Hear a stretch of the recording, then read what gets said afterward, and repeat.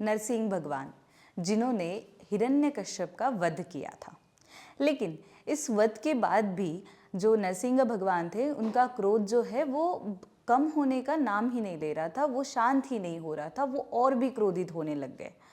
तो फिर उनकी जो क्रोध की दहाड़े है वो यहाँ तक कि आकाश से लेकर पाताल तक इतनी जोर जोर से गूंज रही थी कि जिसके कारण देवता ही नहीं तो दानव भी बड़े चिंतित हो गए थे।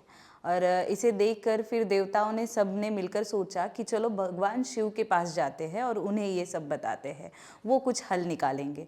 जिसके कारण सारे देवता मिलकर भगवान शिव जी के पास चले जाते हैं।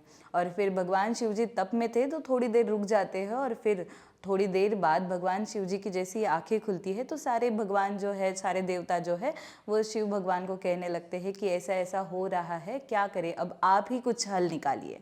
तो फिर भगवान शिव उनसे कहते हैं कि एक काम करते हैं, मेरा जो उनके जो रूप है वीरभद्र, तो वीरभद्र रूप को वो पाताल यानी कि नरसिंह अवतार के सामने लड़ने के लिए भेज देते हैं।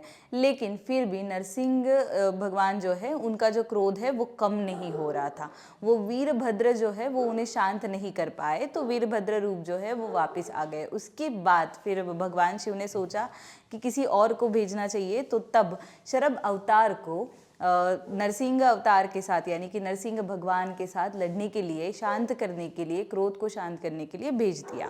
फिर जैसे ही शरभ अवतार वहाँ पे गए, वो शरभ अवतार जो थे वो बहुत ही ज़्यादा भयानक थे, यानी कि नरसिंह अवतार से भी ज़्यादा भयानक। और फिर उनमें युद्ध हो गए। वो जो युद्ध था वो बहुत ही देर तक चालू था, बहुत ही दिनों तक चालू था, जिसके कारण पृथ्वी सारी उतल फुतल हो गई थी। उसके बाद फिर जो शरभ अवतार है उसने अपने पंजे से दबोच कर नरसिंह अवतार को हरा दिया, यानी कि नरसिंह भगवान को हरा दिया।